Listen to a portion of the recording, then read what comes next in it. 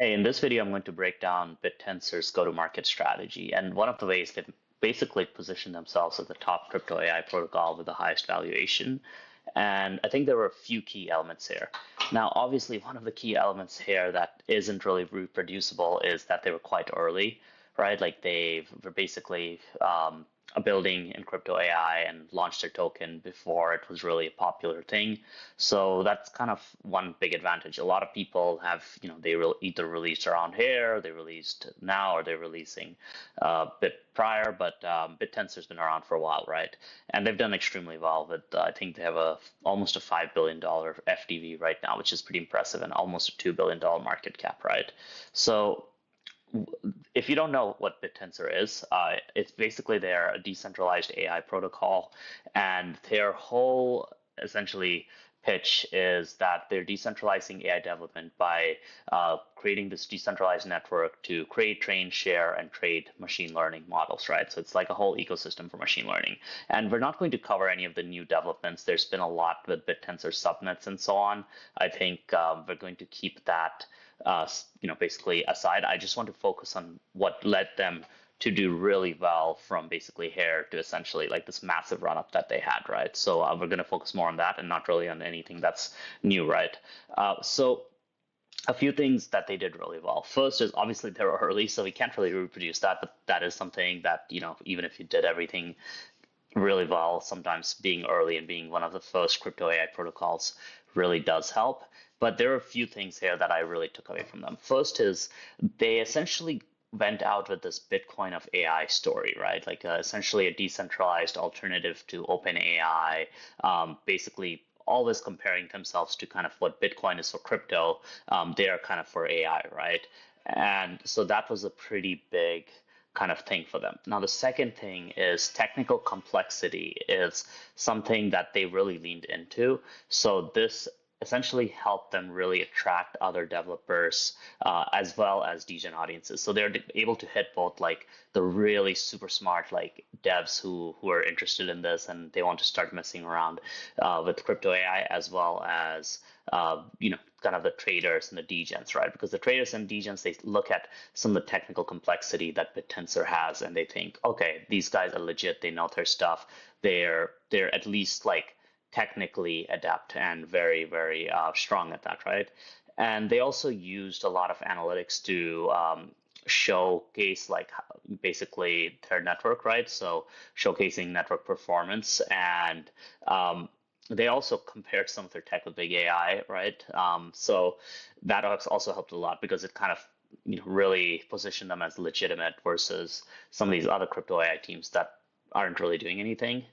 So essentially, what they were able to do is successfully position themselves as the main competitor to centralized AI development. And then a big thing here is they had a really strong lead developer, Konstantin, who's extremely charismatic, and he really had like an ideologically driven messaging that he was using to build this cult community, right? So I want to give you an example of a few pieces of content, right? So, for example, the cult-like messaging that's more targeted at, let's say, like a larger retail audience is essentially this right here. So, decentralized AI isn't about training collectively. That's cool, but 99% can't train models. Instead, decentralized AI is about censorship, resistance, access, and ownership. And the whole story here is like, hey, with big tech, you basically have had all of your data be controlled by them, and we don't want that with AI, right? Like, well, if big tech controls AI, then we're kind of screwed. So we should all collectively own AI, and the only real way to do that is through crypto, which allows for collective ownership of something like AI, right? So he goes a lot deeper into this, goes a lot more technical into this, right?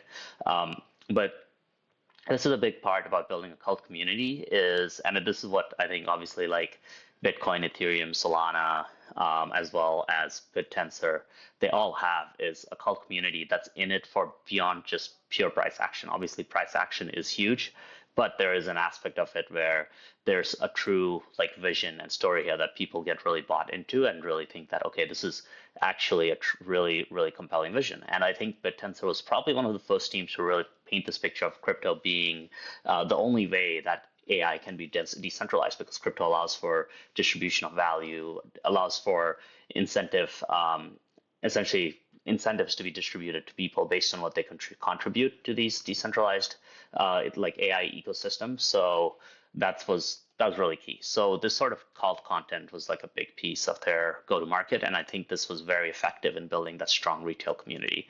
Now, the second piece is obviously very technical content, right? So, for example, they had these open tensor. By the way, they did pivot to open tensor. I still call them Bittensor because everybody knows kind of them as that. But essentially, they have these basically data sets that they pushed out to Hugging Face. And as you can see, the most common thing is I think this is a bot that people are trying to understand what this means in a non-technical manner. So it's actually leading to people create content about it, right? Like this guy wrote a thread about it. And yeah, so I think the way they kind of approach this like barbell approach, right, where they have a lot more technical content often being released from their foundation page, but then the lead dev is going like he's much more ideological and much more like left curve, right? And then the third piece, and I guess if you're looking at the left curve being like maybe retail and right curve being developers, the middle curve, which is like liquid funds, capital allocators, maybe like podcasts, etc., is I'd say like the podcast circuit. So if you look at what he did, he went into pretty much every sorry, the BitTensor guys, they basically went into every single podcast out there, right? Every single legit crypto podcast. And I think that was like a big piece of what made them really do well, right? So one key takeaway here is like Constantine in these podcasts would use technical jargon to convey the protocol sophistication and reinforce the narrative of pioneering AI decentralization. And it's funny because they became kind of like the horse for betting on crypto AI, right? Because even traders, like there's some podcasts I've listened to, like 1000X, where they pretty much admit that like it's kind of like hard to understand, but it is like the biggest AI protocol, so it will do well.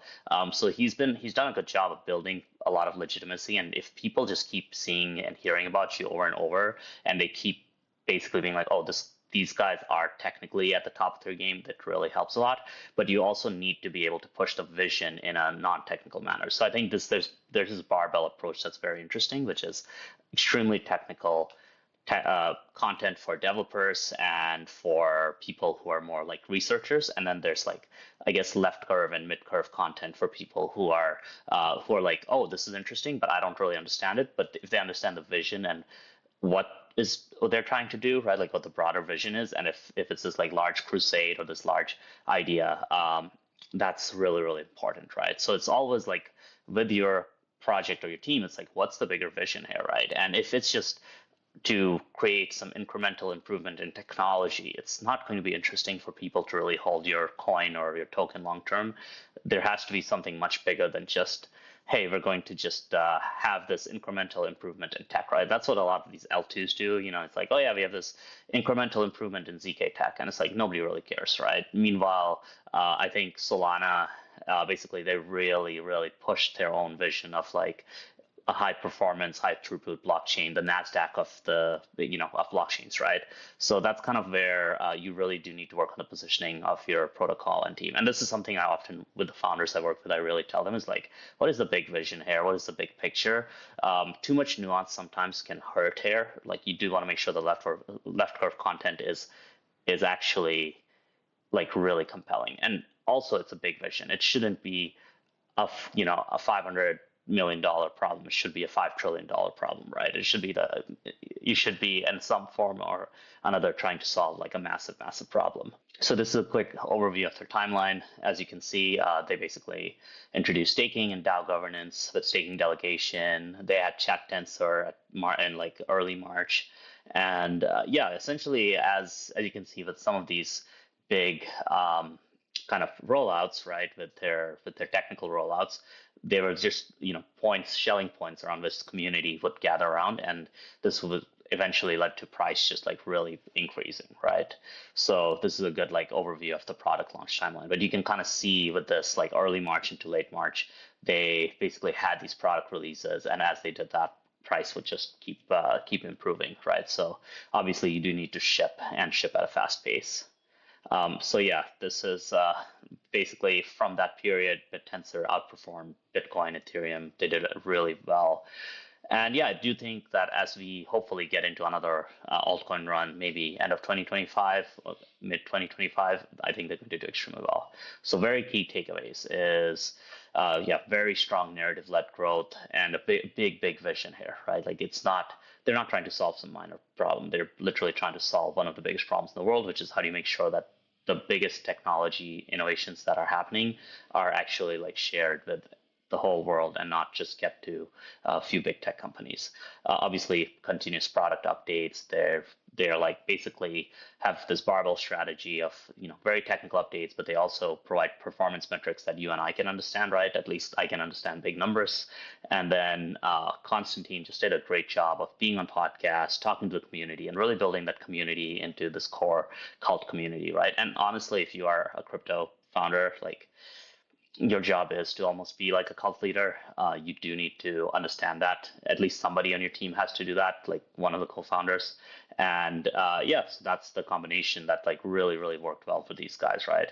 And there are other crypto AI projects. I think these guys just did really well. Now, there are two types of, I guess, influencers slash KOLs that really basically show Tao.